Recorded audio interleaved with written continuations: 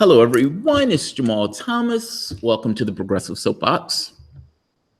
Guys, I have with me today the host of Secular Talk, the one and only Cal Kulinski.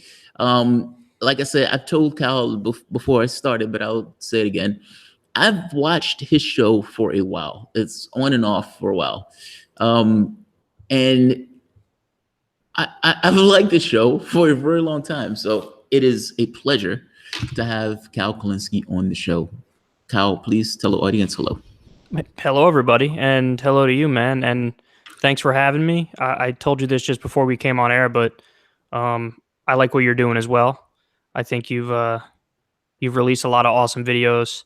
I love watching your stuff. I find that you're not afraid to buck orthodoxies. Like even if you're saying something that might piss off your own audience, you'll still say it because you're just speaking your mind, and that's really good to watch because oftentimes you see sometimes when people do what we do, they fall into this trap of always saying the thing that they think the audience wants them to say, and then they can become a little too partisan, a little too hacky, and it strikes me as, I don't know, just I don't like it. I can't watch that kind of, even if it's like 8% manufactured, 92% real, I'll sniff out that 8% manufactured and be like, I don't like this. But you're very authentic. All the time. My audience has no issue saying, this is, you're talking nonsense, or we disagree with you on this, and we can go back and forth. It's funny that you say that. People who watch the show, it's hard to understand the pressures that are on people when they're doing the show. Because, of course, anytime you do a show, you're giving your perspective. But that perspective is in the context of eyes who are watching you give that perspective. And you are perfectly aware that there are like 100, 200 people watching you as you give that particular perspective. And you almost have to harden yourself against the criticism that you're going to get regardless of what you say. Yeah, well, I mean, I used to be a lot more engaged in that sense, but I had some conversations with some other people who kind of do a similar thing to what we do. And we've all kind of come to the conclusion now that we're literally driving ourselves crazy if you really take in all the criticism, because there's going to be, some of the criticism is going to be legitimate and it's going to help you improve. But there's a lot of the criticism that is just not legitimate at all. And what happens is they straw man you and what you believe, and then you read that and you're like, well, that's not right. I don't even believe that. And they're telling me I believe that. And then it's like, you want to fix it, but then you're like, what am I going to do? Waste my time? No matter what I say to this person, they're going to just assume that I'm not being honest, or I actually do believe the thing that they said I believe. So, it honestly is not good for mental health if you dwell on all of if people pile on you and you go through negative comments. So, I'm at the point now where I can't bring myself to be like Noam Chomsky. Noam Chomsky answers every single email that he gets from everybody around the world. And I sit there in awe of him. Whereas me, I'm the opposite. I'm a lot more like a weird recluse now. Like I'm more like Tiger Woods, who hasn't said hi to anybody who's not in his inner circle since 1997. So that's how I am. I don't like it, but I feel like I drive myself crazy if I don't kind of hide in a way. There's no way around it. You have to harden yourself, man. It really is. Like, I think when I first started this, and even now, I tend to engage my audience a lot, because it's like at the end of the show, it's like an after show, and at that point, you spend X amount of time just talking to your audience. And for the most part, I have a pretty decent audience. They tend to be bright. Every so often, there's trolls. I tend to ignore trolls. But I've gotten to the point where, illegitimate criticism, I don't care. And I don't even acknowledge trolls at all. Well, I'm sensitive. It bothers me. I think I'm sensitive, more sensitive than the average person. Because even if I see somebody strawman me, like I have this urge where I'm like, I have to tell that person that that's not what I believe, and tell them what I actually believe. Yeah. But it's like, if you go, I will be obviously with an audience that has 600,000 subscribers. You're gonna there's gonna be so many straw man arguments against me that I can't possibly go through all of them. You know what I mean? I'm trying to fight that urge. That what you say. It's that instinctual reaction. Like, I have to correct this, but it's like, you can't. So you just got to kind of like hide away. Yeah, I gotta just move on.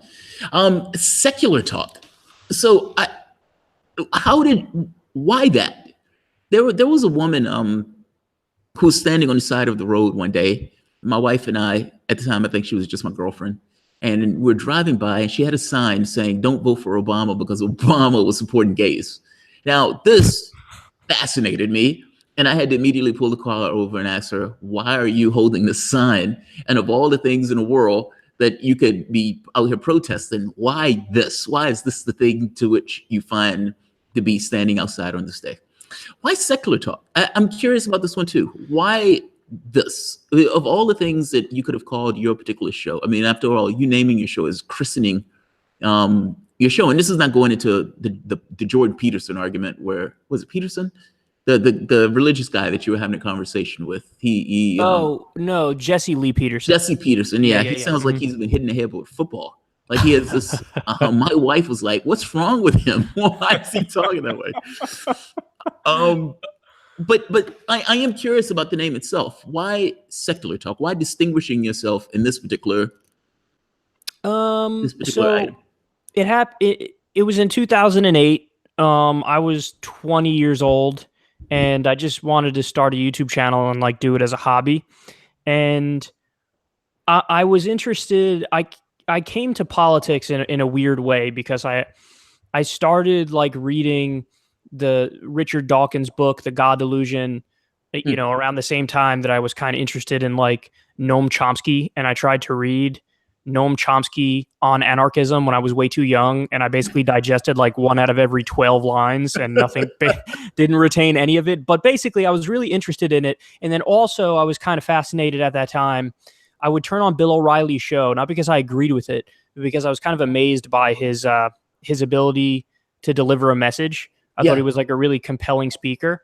Yeah. And so it was kind of this amalgamation of reading atheist books, looking at some Noam Chomsky stuff, and then watching some of Bill O'Reilly on Fox News. And I decided, well, actually, I'm really interested in like politics. And then I started listening to Air America Radio and Tom Hartman, who was one of the original people who kind of inspired me to do what I do, and not literally talking to him, but just listening to his show on Air America Radio and some others. And I guess secular talk was kind of the perfect mix of politics and atheism / religion, because I was interested in both topics. And of course, the definition of secularism is, having a government that's divorced from religion. So when you're into atheism and you're into politics, it's like, well, I'm a fan of secularism. The U.S. is a secular nation, and why not just? And the name just kind of popped in my head, like, how about secular talk? And so I did it, and then obviously now, forget it. That name is synonymous with Kyle Kulinski, and that might even be more known. Like people like T.J. Kirk, the Amazing Atheist. Like he was for so long, people would call him like the Amazing Atheist, and he's like he kind of hated that because it's like this moniker that kind of overrode his name. And it's a similar thing for me with secular talk. I don't think it's as bad as the Amazing Atheist, but it's probably like a 50-50 thing where, if somebody knows the show, they might say like, "Hey, secular talk," as opposed to "Hey, Kyle." So it just kind of stuck. But yeah, there was one time where we ran into an issue with it. Adpocalypse was when we ran into an issue with it. I remember this. Where we caught wind that it might actually be the fact that secular is in my name that made me on basically an ad blacklist. Like we just weren't getting any ads for it was at least like 2 weeks. And so I was told like, "Hey, you should probably change it and then it will fix it." And I took a stand and I said, "I'm not going to do that. Fuck that." Thankfully I was off that ad blacklist after a while, but that was the first scare I ever had with that name. No, I remember that. I remember the show you did, and you were like, you lost like 90-something% of your revenue overnight. And then after a while, it was 100%. We just weren't making any money on any of our videos. That's brutal, man. The way they do that, like just on a whim. Well, that's the thing. I will never trust YouTube again, and that's why Patreon is so amazing. And the fact that the listeners are able to go directly to the creator now, I think that's honestly revolutionary. And Patreon really did kind of save the show. And what I did is I went to audience and I told them, hey, listen, I really don't trust YouTube anymore. And they could pull the rug out from underneath us whenever. So if you like the show, basically just donate like $2 a month or $5 a month. And, you're doing your part if you do that. And then that's plenty to keep this show going and to even be better off than we were before. So, and then a lot of people did it. And I felt, I was really touched when that happened. I was like, oh, wow, this is real people out there. This isn't, because, when you see it as numbers on a screen, like, oh, I got a few more subscribers. So sometimes it doesn't register, but then like, those are real people like that. And then it hits you and it's like, wow, we're actually having some sort of an impact. I'm always shocked that, I don't see myself as, somebody who does a show. I just see myself as myself, if that makes sense. I know it sounds a little weird. I'm saying that in an odd way. People, I'm always enamored that people care. And I'm always, like you say, touched by it. Because I had the same experience where, I don't trust YouTube. I mean, they gut my channel one day on a whim and, remove the funding and everything else. And they do this, and there's, it's like the word of God. There's no, there's no feedback. There's no anything. It's just, this is a choice and this is what we've done. And so, sucks for you. What should we do about that? So is this one of those things where this gets into this conversation about free speech versus the digital commons? I mean, ultimately, we have the situation where we've given over our public space to digital space. So all of the dialogue that people have is essentially on social media. And these private companies essentially own all of the rights to this stuff. That seems a recipe for disaster, especially after, the stuff that's been going on with them getting rid of anti-war voices and everything else. So what should be the solution to that? Should that be one of those things where these spaces become, there's some level of extension of the First Amendment? Or is it, look, it's a private company and sucks for you and you just have to deal with it? I would, my personal approach on this is I would regulate it like it's a public utility. So there is an extension of the First Amendment. Some people would go further than me though, and they say totally nationalize these companies. I don't think I agree with that. I just think they should be regulated as if they're public utilities. So there is an extension of the First Amendment on all these social media platforms, because in all seriousness, it is like Twitter is at the point and Facebook is at the point where they're so powerful and they have so much of the market that it's not just a regular private company. Yeah. So it does make sense to regulate them like public utilities. So you do have protections. And of course, the downside to that is, sure, you're going to have some crazy voices slip through and you are going to have the Alex Jones type of broadcasts. But that doesn't mean that we get to like throw out all these legitimate dissenting voices. And it drives me crazy that that's kind of used as a Trojan horse argument to then shut down so many legitimate voices. Yeah. I think that when there is a case of like libel and slander, that is against the law, and direct threats of violence are against the law. And I think everybody's okay with having rules around that. But once you go beyond that, it really is just a raw subjective opinion. And even if you're somebody who says like, oh, come on, man, there's a lot of crazy alt-right people out there. Yeah, but you know how quickly that's going to be flipped on Marxists? Yes. You know how quickly they're going to say like, oh, okay, well, if you get rid of the alt-right people, there are people who literally still do apologetics for Stalin. Stalin killed millions of people, so we're going to have to get rid of them too. And I think what drives me crazy on this issue is the blindness of so many people where they don't just take it one step further and think logically about it and go, well, this is clearly going to be flipped back on me and my community. So yeah, I think we need an extension of the First Amendment in terms of regulating these like a public utility. And I actually think that that's like the true left position on this issue. Yeah, I agree with you on this. When Alex Jones was taken down, I was totally against that. Yeah. It's one thing if Alex Jones says something that's, like you said, slander or threats of violence or something like that. There are always goofballs. And pull down that exact video. Like, first of all, have a process where we determine this stuff that's out in the open and is transparent.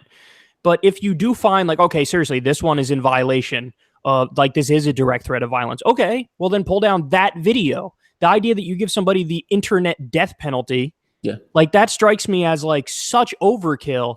And it really does allow these, corporate elites in smoke-filled back rooms to censor people. I mean, that's effectively what's happening. And I mean, think about it. You've had issues with this in terms of your funding being dropped, and I was on the blacklist for a little bit, and we're still, about 50% demonetized from the peak, and many others are as well. Jimmy Dore, David Pakman, and others. And like, is anybody really going to sit there and say that guys like you and me are somehow equivalent to Richard Spencer? But according to these corporate, these elites who make these decisions, we are on par with those people. Yeah, I find it to be disturbing. If you're going to take people down, that should be an open process. Of course, I was dramatically against it. I've heard people make arguments that, any random person can make a choice to take them down, like a company could just make a random choice. It's a private entity. It's like, yeah, but should they be able to do that? And exactly. Yeah. Should they? That's the dodge. If you'll notice, whenever there's a free speech issue that pops up, that's the dodge for the people who are against that individual's ideology who happens to get pulled down. So you'll see people say that about Mark Lamont Hill, who just got fired for making pro-Palestine comments. So what you'll do is you'll have right-wingers who come out and say, hey, CNN, private company, they get to do what they want. But then, you flip the script and take somebody like Roseanne, who called, I think it was Valerie Jarrett, a monkey, said she looked like a monkey or something in a tweet, and then she got fired. Then you'll have people on the left who say, hey, look, man, the network's a private company. They could fire her if they want. So in other words, people are too busy trying to score partisan points when one of these things happens to really look at the bigger picture and understand that this really, even though these are corporations making these decisions, it really is the principle of free expression that's at work here. And it's easy to hide behind the legality of the First Amendment when it doesn't apply. But I think the actual brave stand is to say the principle of the First Amendment is still at play here, the principle of free expression. So we should all side as much as possible with, let people say whatever they want and don't give them take their job away from them or give them the internet death penalty as a result of it. Yeah, there's something disturbing about that. Like I said, an internet death penalty, not to mention when it's coordinated. A lot, yes. Facebook and Twitter and all these guys all at once start takes people down. Let's jump to politics for the moment. Kind of politics. So you got into a back and forth with H.A. Goodman. And in this back and forth, he made certain aspersions that I was like, yeah, that's not really true. So, but I do have one question. You voted for Stein. What state are you in? New York. Okay. Now, so New York is somewhat of a safe state. If you were in, say, like Virginia or a swing state, would you have continued to vote for Stein? No, I would have voted for Hillary in those states. As much as it would have pained me to do it, and believe me, it would have pained me massively to do it, I would have voted for her. And I actually said that to my audience. And we had, I had a few conversations leading up to the election arguing this exact position, where I would say, in a debate of lesser of two evils, I do think Hillary is a lesser evil, but I said something along the lines of, if you're grading a test, Donald Trump might get like an 8% and Hillary might get a 32%. But even though they're both failing grades, 32 is higher than 8. So I would suck it up and vote for Hillary in those states. Now, this particular, I would imagine your audience hated that. No, they actually didn't, believe it or not. I don't think that's actually that crazy of a position to take. I kind of winced. I'm more so going with this idea of like for example, I think a lot of us struggled with that question. You know what I mean? It's like they're like, oh God. If you didn't, you weren't thinking. If you didn't, you weren't thinking. If you didn't struggle with it, you weren't thinking. So my point is, you're correct to struggle with that question. Now, I am in a swing state, and I voted for Jill Stein. Now, I came to somewhat of a different conclusion on this. Mine was they cheated my guy, and it is a moral hazard to turn around and support the person who essentially undermined democracy and cheating of my guy. Now, what's wrong with that particular position? Or is there anything wrong with that position? Well, first of all, let me just say, I have kind of a principled stance against voter shaming. So I'm not gonna be the kind of person who's gonna wave my finger in your face and say, "How dare you not come to the same conclusion that I came to, and you need to do that, or you're a bad person." So I'm not in the business of voter shaming people or making them feel bad for, coming to their own independent conclusions. What I always tell people is I can only tell you what my breakdown is and what I would personally do. And in fact, when I had these debates leading up to the election, that's the point I made over and over. I would say, listen, I'm simply telling everybody in my audience what I would do. I'm not telling you what to do, but what I would do is in a safe state, I would vote for Jill Stein, and in a swing state, I'd suck it up and vote for Hillary. And to me, it really came down to this basic idea. We're going to have to fight Hillary on almost every issue. Okay.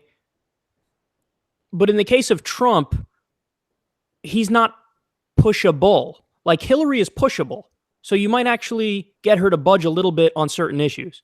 But Trump is not pushable. You're pushing an immovable object on that front. And then there were also just a list of issues where when I did the calculation, I said, okay, I see that I think she's a slightly lesser evil. Those issues being the Paris Climate Agreement for one, the Iran deal for another, the Supreme Court for another. So in other words, there's a number of issues where I thought that there was a genuine equivalence between Hillary and Trump, or it would be a toss-up as to who would be better. Like you could take the issue of trade, for example. On paper, Hillary Clinton was better on trade in terms of like what her policy proposals were on her website. But on the campaign trail, Trump actually was hitting the issue of trade a lot more, and he was taking a left-wing position and outflanking her to her left. So on that issue, you take that and you say, okay, on this one, it's a wash, and I genuinely don't know who would be better. But then when you do the calculation and look at it kind of like a math problem, I came to the conclusion that, well, Hillary, if she picks centrist judges for the Supreme Court, that's better than a far-right extremist who Trump would pick. Hillary would not pull out of the Paris Climate Agreement, would not pull out of the Iran deal, even though she was initially against it. But now that it's in place, she's running on continuing Obama's legacy. So she's not going to pull out of that. Trump is saying he's going to pull out of the Paris Climate Agreement. Trump is saying he's going to pull out of the Iran deal. And so basically, I looked at that and said, if I'm taking all of my emotions out of this and I'm just looking at it like it's a math problem, in a swing state, yes, I would suck it up and vote for her, even though I would want to take 8 showers afterwards. But having said that, I can't, like, when you tell me, listen, they cheated my guy, so I can't vote for her. What I say to that is, I can't blame you, which is why the real fault in this election loss goes to her. Okay. Like, it's not the onus was on her to get you. And what you're telling me is, Kyle, listen, man, she didn't get me. I'm sure for a litany of reasons, but also because they cheated my guy in the primary. So I'm not in the Hillary defense squad where I'm supposed to come out here and say, well, you should have done this and you should have done that, blah, blah, blah, blah, blah. I can only tell you what my breakdown was at the time.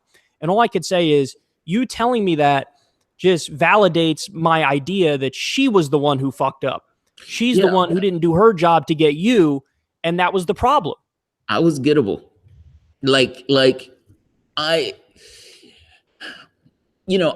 had no illusions about Trump on this. I looked at this and thought, both of this is a horrible choice from the standpoint of the election process itself.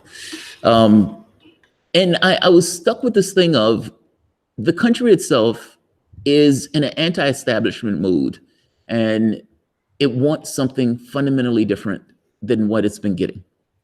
And there was an arrogance about this campaign where it was as if she was being selected as opposed to being chosen, which, this is bad on multiple fronts. Also, I was stuck with this other thing of, if in 2020, Hillary Clinton was running again, let's say she was running against Ted Cruz, and let's say she didn't do those things. Let's say she did pull out climb the court. Let's say it was horrible. Let's say she, got Medicare or something like that, some insane stuff, or started a war with Russia. What would happen in 2020? And I would imagine the same arguments that are being used now will be used in in 2020 in order to justify another vote for Clinton on this. This seems to be like this kind of perpetual thing where Democrats have lefties back against the wall over and over again, year after year. And this thing can replicate itself every 4 years.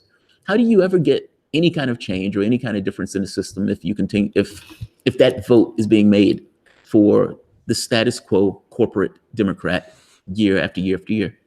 Well, my goal is to make it so that we don't have to make that choice. My goal is, if we keep doing what we're doing with this attempt to have actual representatives of working people take over the Democratic Party, that we're not left with that horrific decision.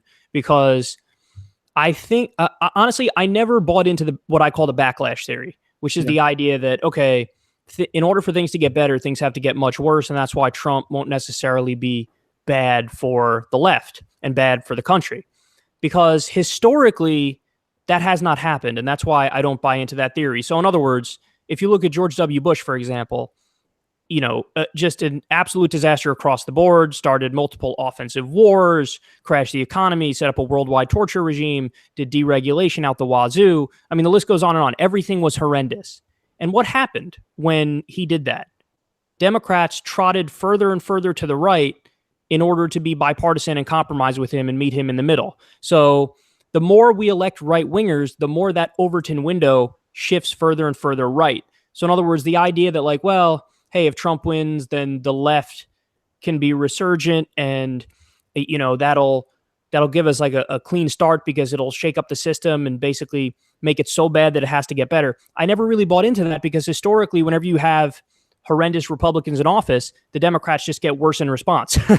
So, but having said that, you're not necessarily wrong about the Democrats. In other words, you get this weird rosy picture painted by establishment types where they say, well, all you got to do is elect the centrist and then eventually we'll get to some sort of progressive utopia. And it's like, no, if you keep electing neoliberal centrist corporatists, you know what we're going to get? Neoliberal centrism and corporatism. So we are left with this perpetual cycle of dumb and dumber, shitty and shittier, and, corporate and extremely corporate.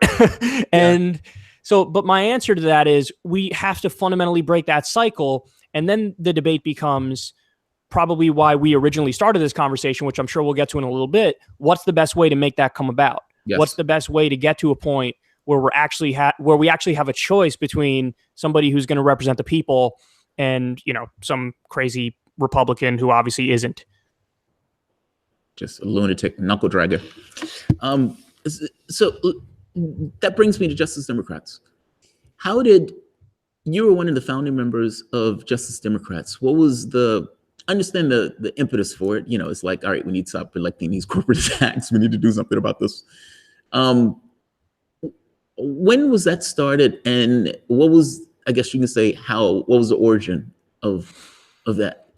Yeah, I think it was the anger after the 2016 election where we were, I went into it thinking they did cheat Bernie, and then they did force Hillary down our throats, and then Hillary went on to do the exact same things that we were warning against her doing from day one when it turned out that she was the nominee. And it's time for the Democratic Party to become what the Democratic Party should have become all along. And we need to make sure we have people who are actually on the left win, because the Republicans are going to keep winning if we don't have strong Democrats. Now, so it was directly after the 2016 election, but there actually was a discussion at first, and this is something that I've touched on previously. We didn't think, okay, we're definitely going to try to take over the Democratic Party, right? We had to talk everything through, and in those conversations, we came to the conclusion after a day or two and debating it and talking it through and looking at it from every angle, we decided, hey, this is the best way to do it. So we considered a third party route, but ultimately we decided against that. And we thought it would be much more effective if we decided to take over the Democratic Party. And it was birthed out of the anger of watching what happened.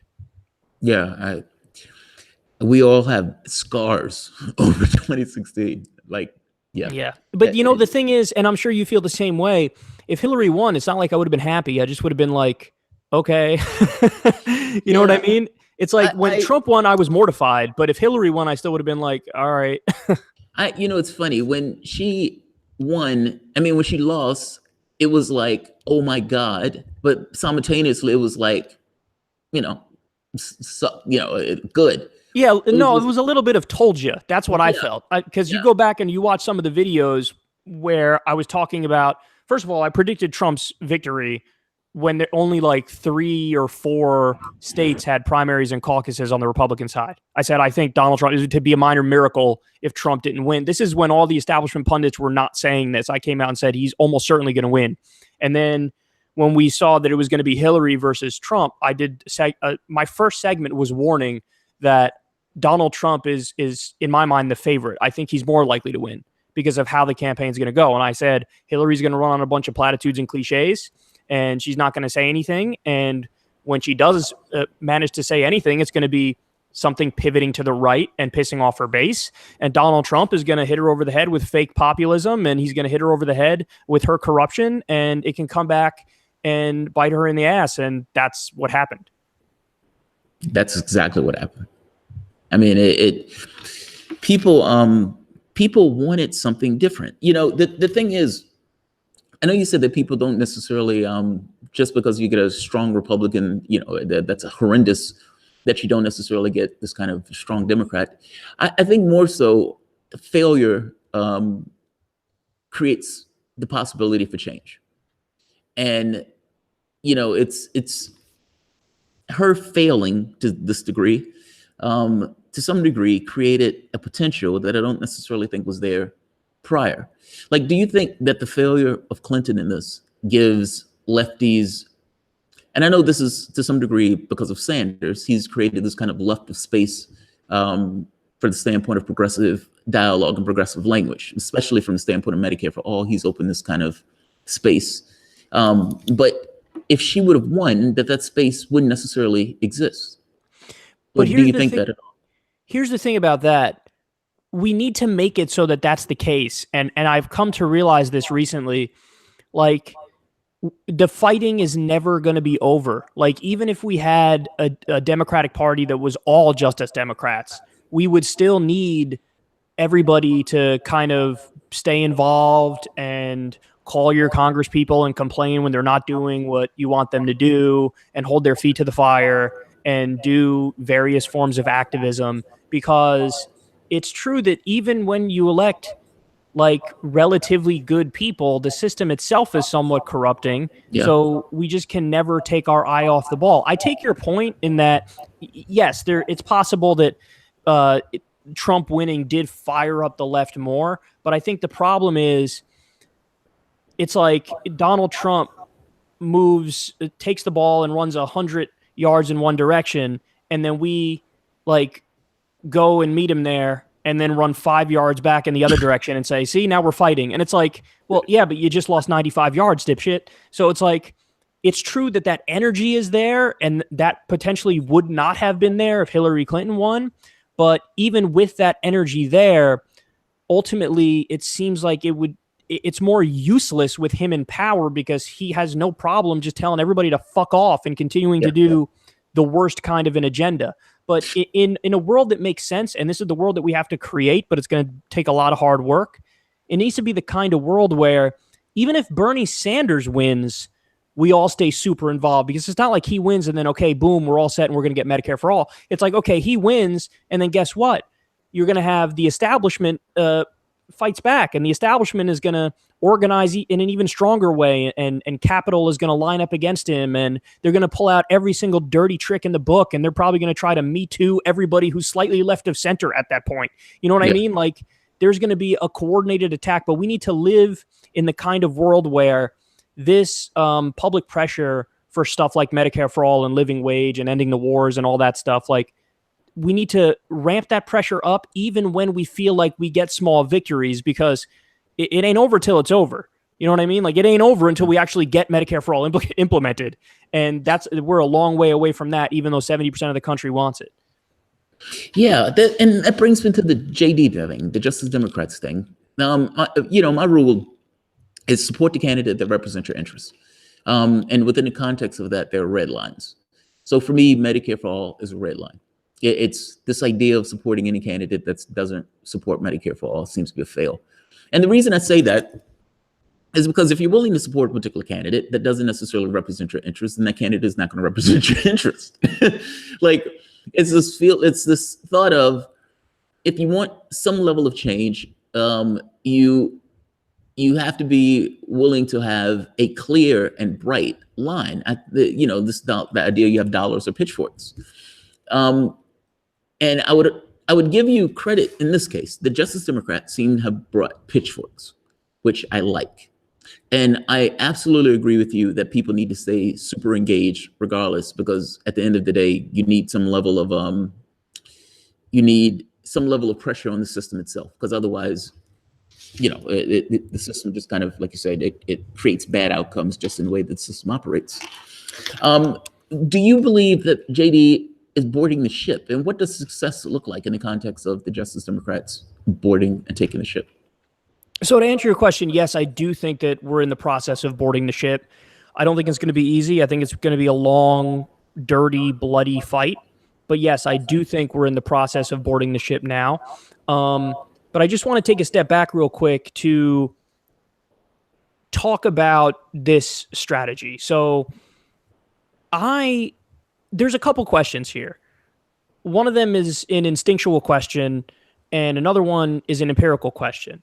On the instinctual question, not only do I have total agreement with the likes of Nick Branagh or my friend Jimmy Dore, and I think you're in that camp as well, where you'd like to see a third party rise up. Yes. Not only do I have total agreement with you on that, I actually think that that's my gut reaction even more than you guys. Like, there's nothing at all that's even remotely sexy, new, interesting, edgy about being part of one of the major two parties. It's so boring and stale, and you feel kind of dirty being involved in this kind of old party politics. And honestly, it's not something I want to do. I actually find it kind of hilarious that I'm now viewed as like this de facto spokesperson for, the actual left side of the Democratic Party, because it's not something I really want to do, because I am kind of, in my heart of hearts, a purist, and I like doing things the right way, and I don't like to compromise. So I agree with you guys completely on the instinctual question. Where we run into an issue is more the empirical question. And the empirical question is, when you look at what's likely to work, on that front, it's not even close. And the thing that I wish were true is just not even close to true. And I think that everybody on the left has to come to terms with that. Now, again, that doesn't mean I would never begrudge people who don't want to partake in doing what we're doing with Justice Democrats, or in doing what our Revolution or DSA is doing, because I think it's better to have people involved in politics than not involved in politics. So if you're going to be involved in politics, and you say the only way I'm going to do this in any way, shape, or form is to do a third party, okay, by all means, then go right ahead. I'm happy you're doing something. But again, to get back to the core question, it's really just an empirical issue as to what's actually going to work, and what even has a prayer of working. Now, to get to your specific question, so 41% of the candidates who received an endorsement from one or more of the progressive groups won their primary races. So the most successful was the PCCC. They won about 67% of their races. Justice Democrats and Our Revolution were the least successful. We won 32% of our primary races, but also, to be fair, we endorsed more people and took more risks. And also, of course, Justice Democrats has a rule of no corporate PAC money, and you kind of handcuff yourself up front in terms of an institutional disadvantage when you say we're only going to take small dollar donations, and that's what Justice Democrats do. So to win 41% of our races with these leftist groups, when we're at institutional disadvantage at our first crack at it, remember, a lot of these groups didn't exist before the 2016 election, I think that's pretty successful. And again, as a general rule, the further left you were as a candidate, the better you did. Yeah. So I think that kind of proves our electoral strategy. And when you look at the total numbers, now we have 7 Justice Democrats in Washington, D.C. You have 13 Democrats that are from one or more of the left groups. And you have 42 DSA wins at the state and local level, and a few national as well. And then you have 70 Our Revolution wins when you look at national, state, and local. So again, I do think it's in the process of happening. When people kind of question how far we've come to this point, that's when I get a little annoyed. You know, Nick Branagh and I have been going back and forth in a weird roundabout way. Wait, don't misunderstand me. No, that's not directed to you. That's more directed to Nick Branagh and people who kind of undercut a little bit our wins the day after. I mean, no, I don't question the wins. Let me explain why. I looked at this as you guys didn't exist 2 years ago. Like, this is a brand new organization, and within the context of a brand new organization, you guys have racked up wins. So I don't undercut the win in this. I look at it as this is a new organization, and when this new organization is starting off, and I think I've even said on the show, I was like, considering all things being equal, they just started. Like this wasn't something that existed 2 years ago. So no, I don't undercut the wins. Why do you? I am curious though, from the standpoint of Branagh is trying to. So there were two things. I think the reason that Branagh was trying to draft Sanders is because he needed to have a lightning rod in order to pull support away from the party itself. He needed, a figurehead. Absent a figurehead, you run into this trouble of, okay, how do we draw a huge number of people from the party all at once? And that becomes somewhat of a difficult thing to pull off. So he's trying to do this, I guess, trying to pull lefty groups or smaller groups together in this kind of web, this kind of consortium of sorts. Why is Branagh wrong? Or is Branagh wrong?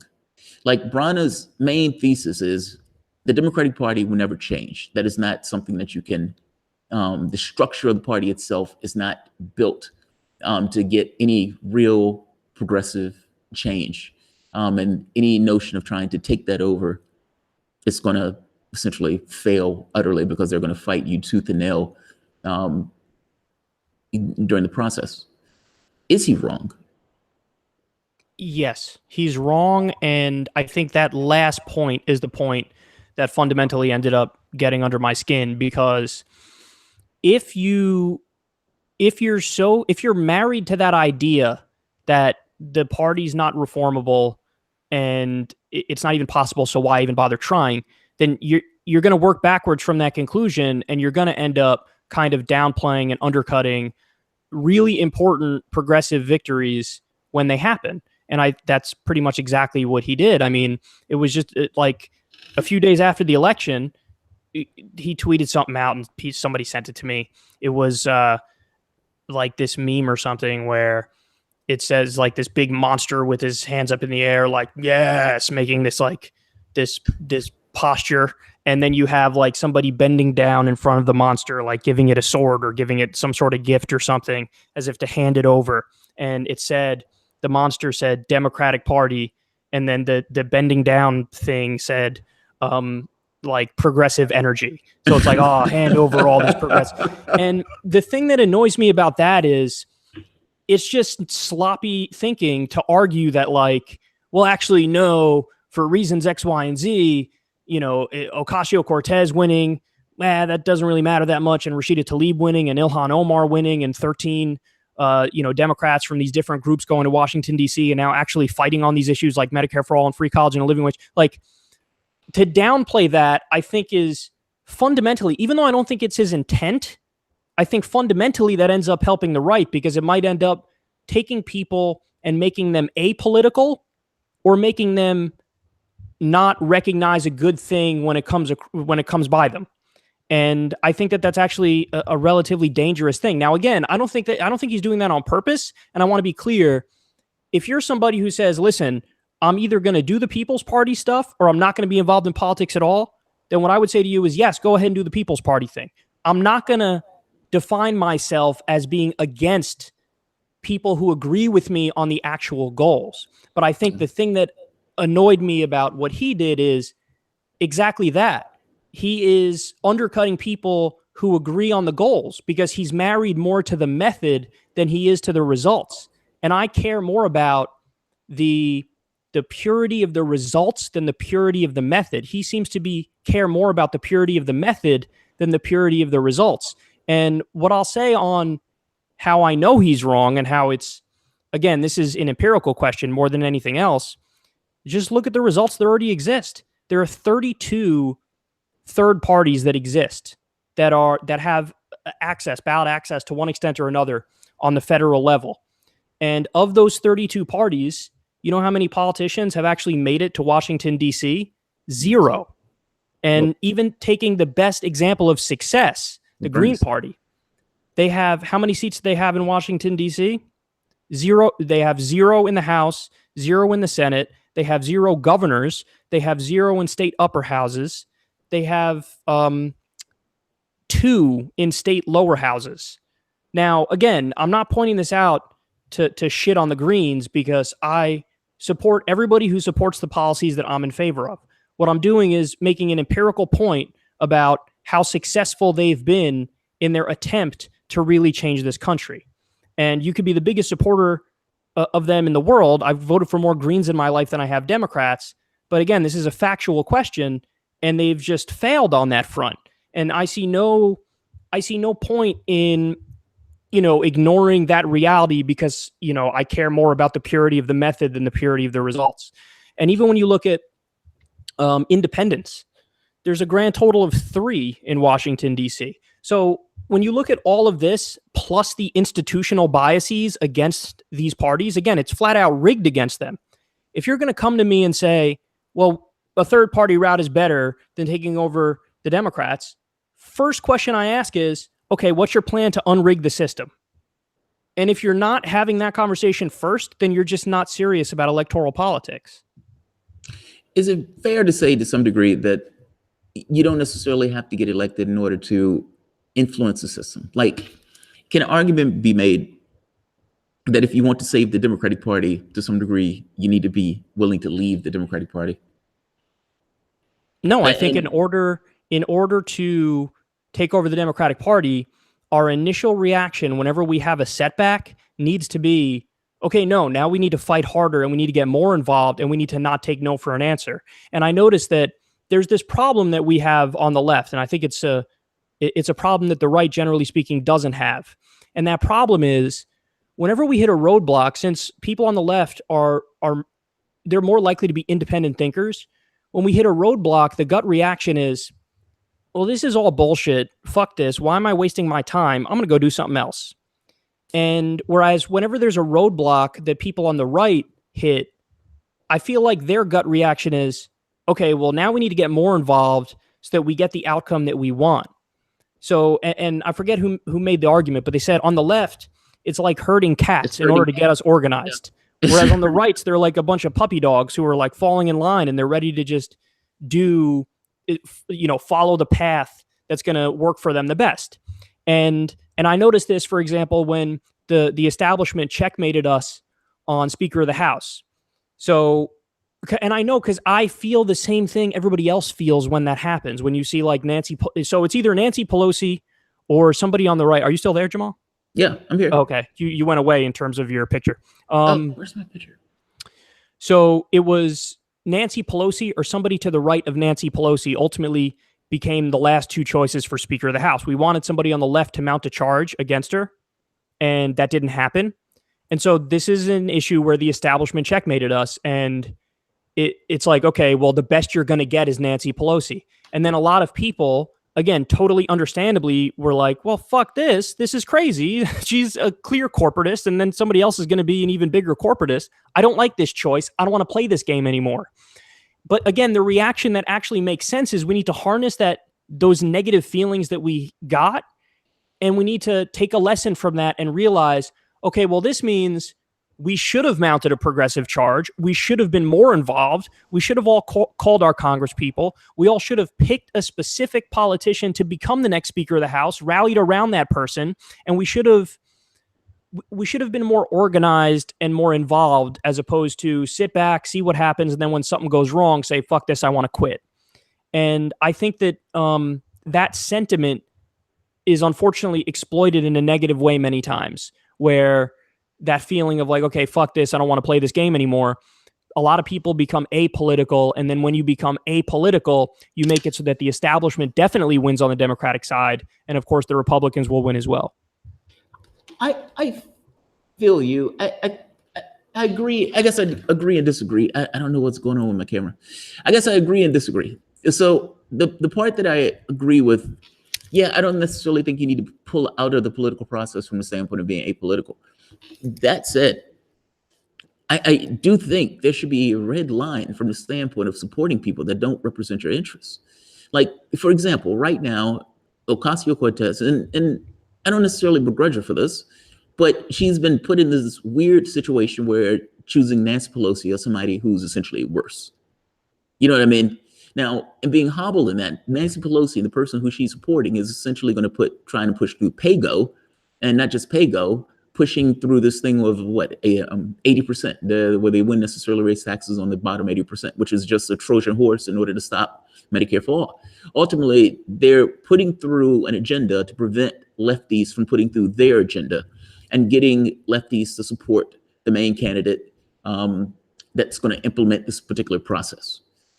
Like, that's one of those things where I think it's a sober analysis of whether or not, as a lefty, you should be willing to support that. And I say that not necessarily purely at the presidential level. I mean, through all the levels.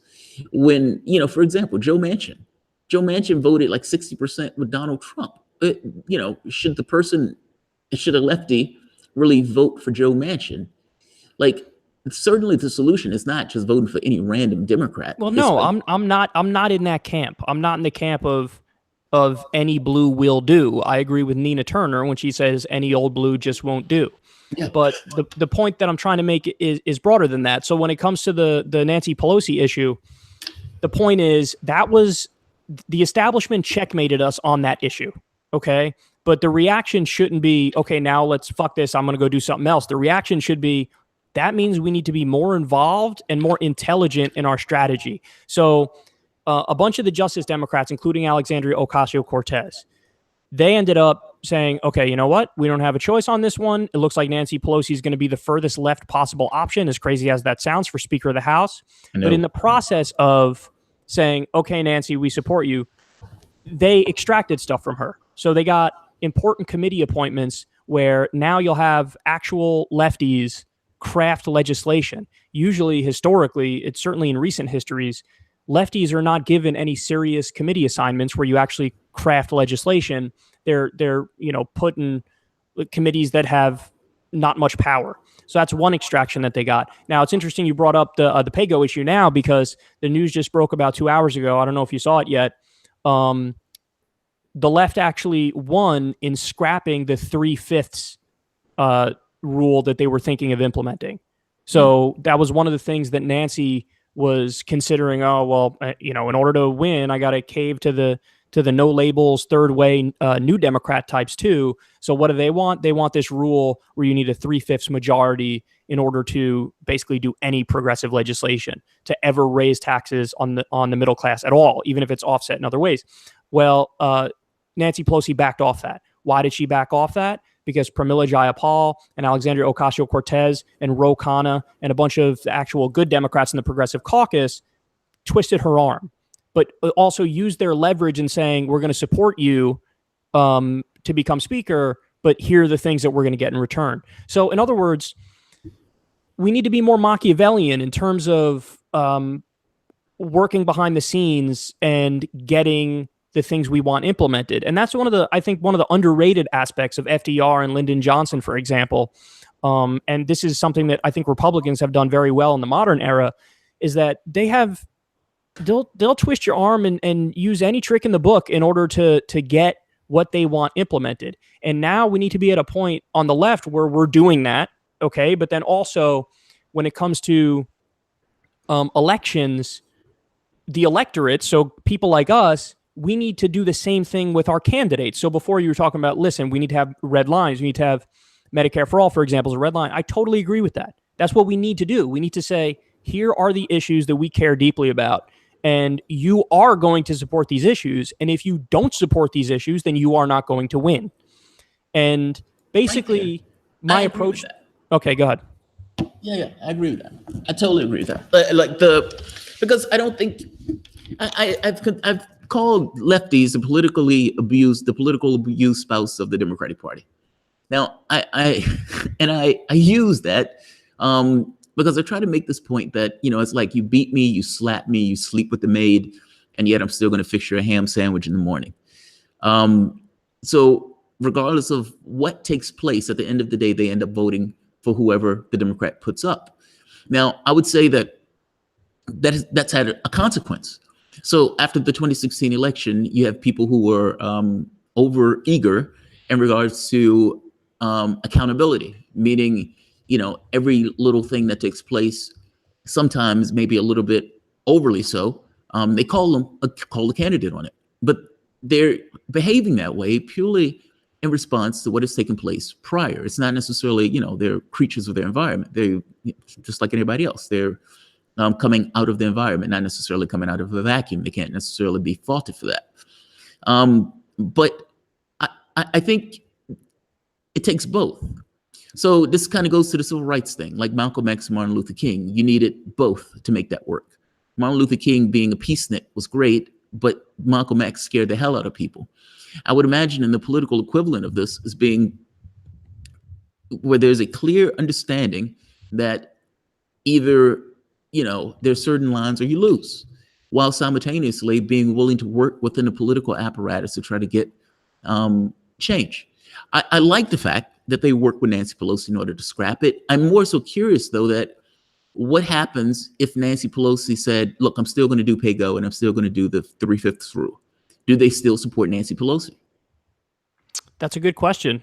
I honestly, I wish I was in those rooms when they're having these conversations. I wish I knew if they were doing a carrot or stick approach, like how exactly are they getting these extractions and what is the best way in order to get these extractions? These are all important questions. But again, to go back to my main point here, I like your point about Malcolm X, Martin Luther King, and I assume you're making kind of a parallel between myself and Branagh, I guess, or like from within the party and with outside the party type thing. I don't disagree with that. But I think that we need to work in synergy, if that makes sense. I don't even know if that grammatically makes sense. But like, we need to, what you led with in this conversation when you said, I'll support people who support the policies I support. Okay, that's what all of us need to say. Yeah. And I guess my main issue with him was he didn't say that after we won. He acted like, okay, well, that doesn't count for reasons X, Y, and Z. It's not good enough. Yeah. And it's like, well, no, I thought, do you support people who are on the left who are fighting to get these policies implemented and who are winning or not? And I just got the sense that he simply didn't, because he wouldn't be undercutting us if that was the case. I take Branagh as kind of a different political party.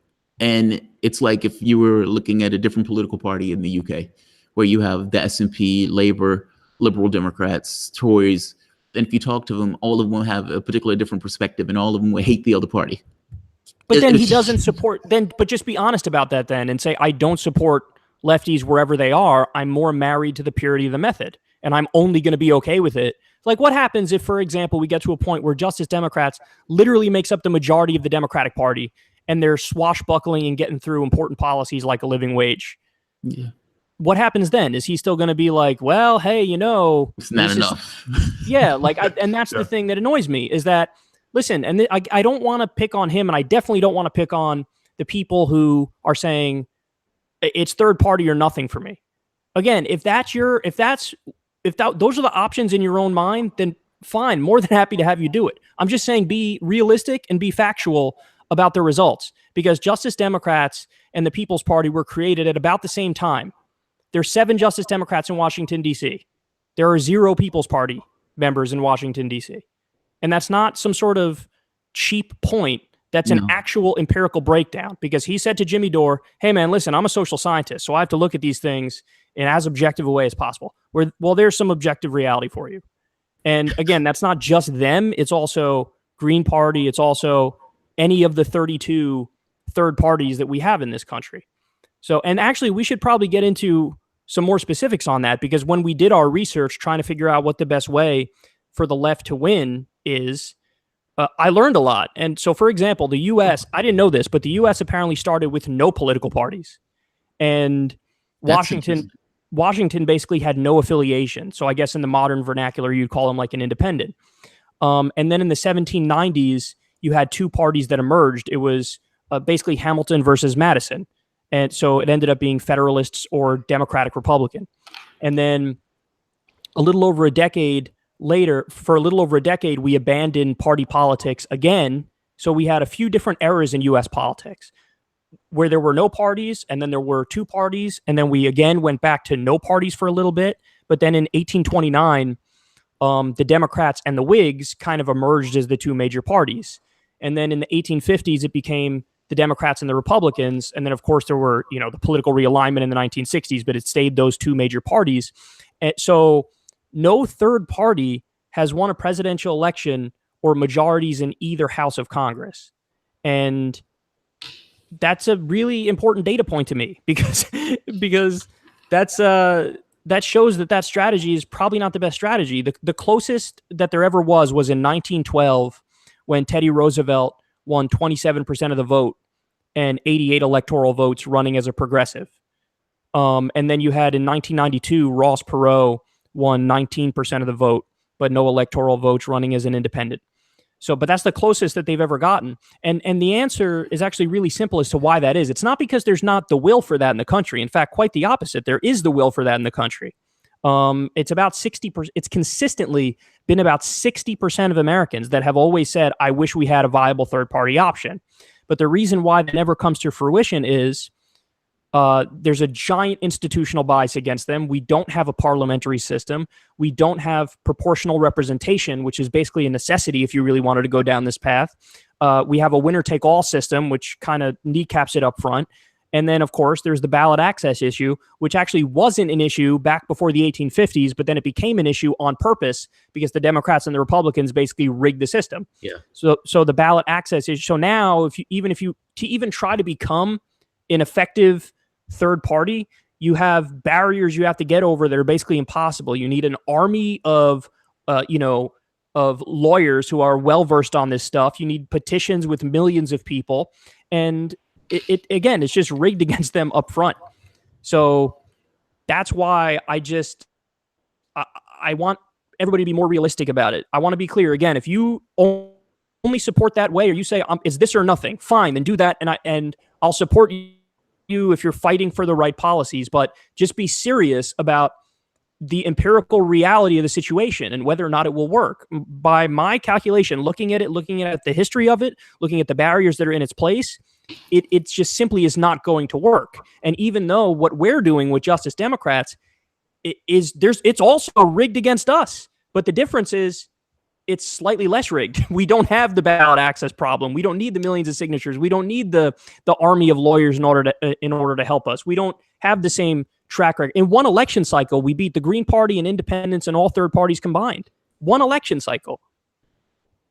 I want to thank you for something, because it's something that I've appreciated about your approach. You haven't been a dick about this stuff. And what I mean by that is, there's been divisions on the left, and there's been arguments on the left, as you've probably been aware. And they seem to have broken into factions. And you've been able to kind of dance between the raindrops within the standpoint of factions, and have tried to stay out of this, and just kind of dealt with this thing of, I'll support anybody who, is trying to get some kind of positive change in the country. I have to be honest, I've appreciated that.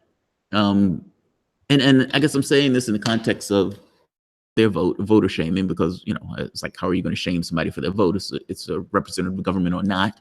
A person chooses who they want to choose to vote for. It's their choice. Either the candidate got their vote or not. It's not the individual's fault. and I even like your perspective on this from the standpoint of, look, if you're trying to get positive change in the country, I'm with you. That I appreciate, because I think that's the most rational thing in the world. I think it's rational in two reasons. A, it doesn't necessarily create a certain amount of animosity when you're trying to get people to back your people. But also, I think it's just honest. It's like, how are you attacking people for not voting for your candidate? So I appreciate that. I actually really do appreciate that. Well, thank you for saying that. And I want people to be more married to the results than anything else. I want people, and that's why one of the many reasons why people love Bernie Sanders and now they love Ro Khanna as well, because like what these guys have been doing, it's not only is it straightforward and brilliant policy, it's also working. I mean, look, they just got a raise for 350,000 workers at Amazon by pressuring Amazon and naming a bill. Do you know how much shit they got in Washington, D.C. when they named it the Stop Bezos Act? Every corporate Democrat within a mile looked at them like, are you insane? You're going to call out somebody specifically and directly, and somebody that has that much money and that much influence and that much power? And so when Ro Khanna and Bernie Sanders did that, they're getting really smart and really serious about how do we actually change the world for the better? How do we actually get these policies implemented that we want to see implemented? And that's just a microcosm of it, because obviously, Bernie Sanders is not president yet, knock on wood, and you don't have a real lefty in office yet, but we're going to have to fight to get to that point. And then when we get to that point, the fight doesn't stop. We need to keep fighting. And also we need to get out of our own little echo chambers and patting each other on the back and kind of being in our own weird little niche groups. We need to get stronger and grow and realize that it's actually time to make these policies happen. And we need to make these policies happen by any means necessary, to steal from Malcolm X. And that's what I care more about than anything else. So yeah, there's a reason why I don't, shit on people who don't agree with me, and I don't voter shame people, because I care about the results. And I'm not going to get these people to vote for our candidates if I'm out there saying, shame on you for doing what you're doing and voting for the Green Party, and Jill Stein had no chance of winning and you should have known better than that. And, again, even people who vehemently disagree with me on the strategy for whatever reason, ultimately my main goal is to get everybody to say and really believe, I'll support the candidates who support the policies I believe in wherever they are, and I'll notice a good thing when I see it. So Justice Democrats winning 7 seats in D.C., the Our Revolution PCCC DSA, Justice Dems winning 13 in D.C., and all the wins that we had and pushing the party to the left. Of course, the fact that they're now, I forget the original number, but now there's over 100, I think 122 or something like that, people who support Medicare for all now on the Democratic side in the House of Representatives. The number was, I think, 4, and now it's over 40 people who don't take corporate PAC money. And we're going to keep adding to these lists of accomplishments, but we have to keep fighting, and we have to recognize a good thing when we see it. And we have to care less about our little faction and more about actually winning in terms of results and getting these policies implemented. And I think that that's the only way that the left's going to win, because I feel like the right is better at kind of building coalitions than the left is. Like, if you look at the right, they have, there's an evangelical fundamentalist Christian faction. And then, there's also a libertarian business faction. And then there's the standard, traditionalist Republican faction. And there's and then there's the Trumpists who are, they're kind of a breed of their own. And it's like somehow they manage to all get together and they can aggressively push for the things that they want. What they're all about. They want to build the wall. They want, lower taxes on the rich. For us, I feel like we're a lot more scattered all over the place. And I think we're finally ready, that the left is finally ready to really get institutional power and do what we've wanted to do with it. because I sense it. I don't know if you sense it. I certainly sense it. I feel like the left was kind of, especially in the Obama years, there was no like canon of beliefs. You know what I mean? No like list of, hey, here's what we're about. It was just kind of this weird amorphous, like, yeah, we're on the left and we're not bad people and Obama's cool. And it just, there wasn't this sense. Now there's this like sense of urgency and this sense of clarity on the left that I've never sensed before. That's true. And I think that we can harness that into something really special and really great if we don't take our foot off the gas pedal and if we don't get too complacent at any one time, because there's going to be so many instances where we're going to want to be complacent and go, God damn it, that happened again, another roadblock. But I think we have to power through that and fight through it and make it so that they don't have a choice. The Democrats don't have a choice but to do what we tell them to do. The sense of urgency, I agree with you. It feels like there's a certain momentum around the climate thing, but also around the Medicare for All thing. I mean, after all, it's at the point where you get 70% of the country agreeing with you, that's an argument that you seem to be winning. Not to mention Trump care and Obamacare, and both of which are, somewhat falling apart. It becomes like, all right, what's the last straw in the batch? Is like the single payer thing. So I agree with you on this. I agree with you on a few points. So the support the candidate that represents your interests. Yes, I agree with you on that. I agree with you that it feels like a certain momentum associated with this, whereas during Obama years it was like kind of dormant. It wasn't necessarily there. I agree with you on a lot of this. So I totally appreciate you coming on and having the conversation about it. I pushing back on it only because I wanted to sometimes I think tension helps create clarity in regards to other people listening to the conversation. And we're creatures of the left. And there are some creatures of the left that completely disagree with you on this particular plan.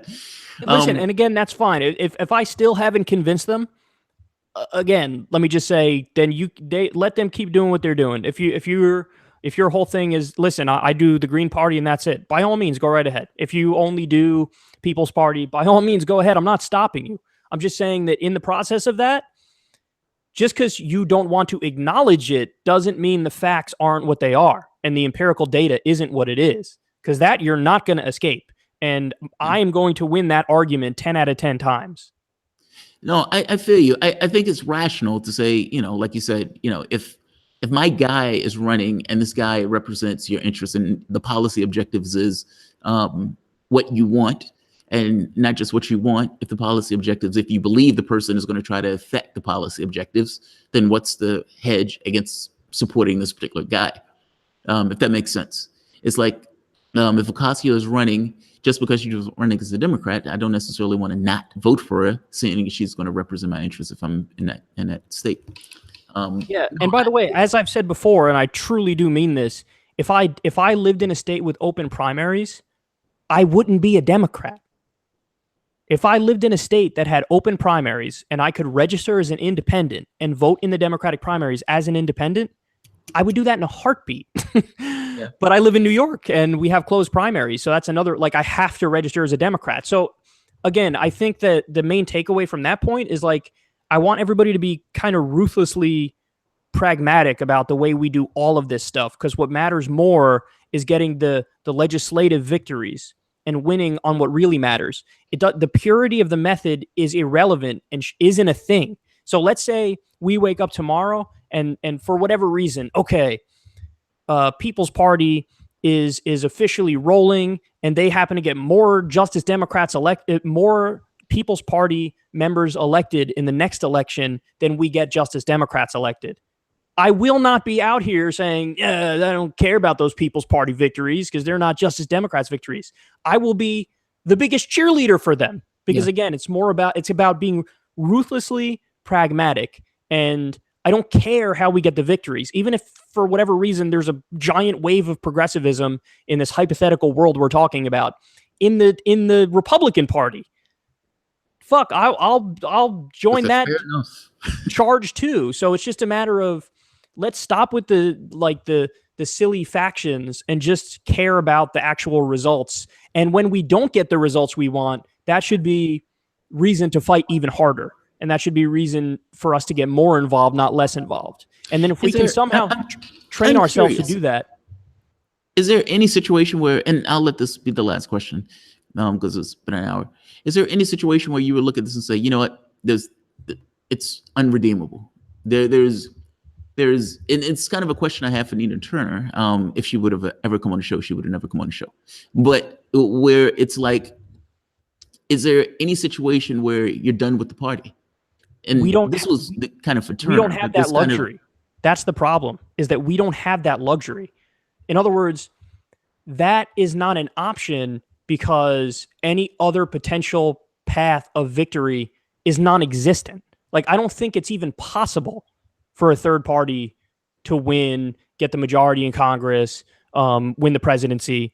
Based on everything I've read about it and all of the serious institutional biases against it, that option to me is just, it's not going to work. So we don't have a choice. Even if we gained no ground with Justice Democrats and Our Revolution and PCCC and the DSA in taking over the Democratic Party, even if we had gained no ground, we wouldn't have a choice but to continue to try to do it, because that's the easiest path to victory, even though it's very hard.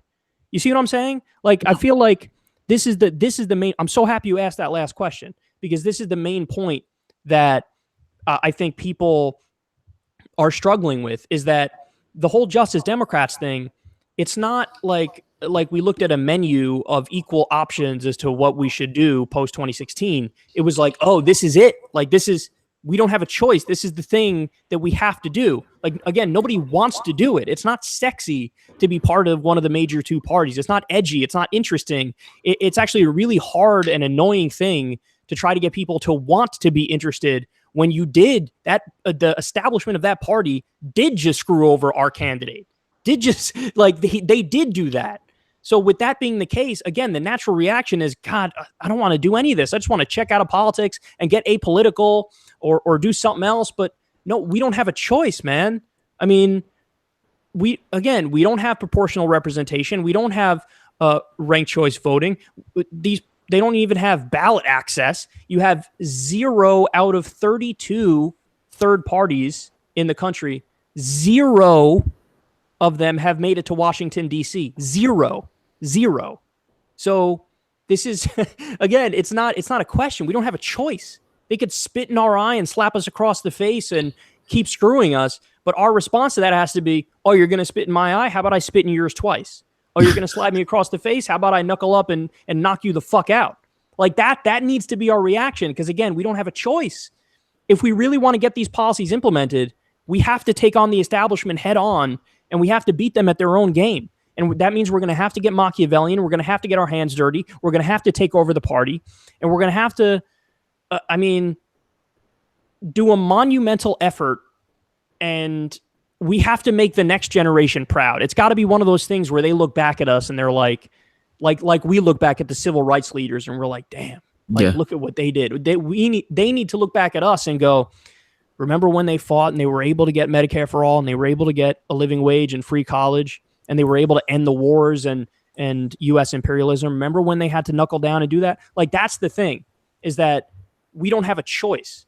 And I wish there was dude, do you have any idea how much I wished we had ranked choice voting and proportional representation? Like, that would be the most awesome thing. I mean, that would immediately eliminate our entire conversation about lesser evilism. That wouldn't have to exist. That would that whole thing goes away. No, so I wish that it wasn't like completely and utterly rigged against third parties, because if that was the case, me personally, I jive with that idea more than I do with taking over the Democratic Party. So I would immediately try to do something like that. But again, it's just a matter of, I don't think it's even possible, which is why we had to do the Justice Democrats thing. No, I understand. I get the principle, and I even, to some degree, I agree with it to this point, where starting a third party from scratch is a monumental task. I had a conversation with someone from Brand New Congress, and in the conversation, she says, "We're not Democrats. We're just running with the party." And she was like trying to make this clear distinction between who she was versus who they were, but making the argument that, look, we need the mechanics because it's too much of a difficult thing to try to start it from scratch. Yeah, that's pretty much what we're saying too. Plus, I don't know if she touched on this, but also just the flat out institutional biases which make a third party run impossible, kneecaps it from the beginning. But to add on to your point there, that's what DSA does. Yeah. So Democratic Socialists of America, for those of you who don't know, because when people hear that, they think like, oh, DSA is just like their own thing, like a third party or something. No, they're their own thing, but they run as Democrats because they say, even though we're not really Democrats, that's the only way that we're going to win. And so that's what they do. Wow. Dude, I really appreciate this conversation. No, is thanks, there man. anything I else appreciate that you it want me to say before we part company? No, man, no. If you want to plug your channel, because if it's cool, I'll throw this up on my channel later on and then get your channel more exposure and people could check it out because you definitely have some awesome stuff. Oh, thank you. I appreciate that. No, that's totally fine. I have no idea what happened to my camera. It conked out on me. I was in an interview with Lauren Steiner.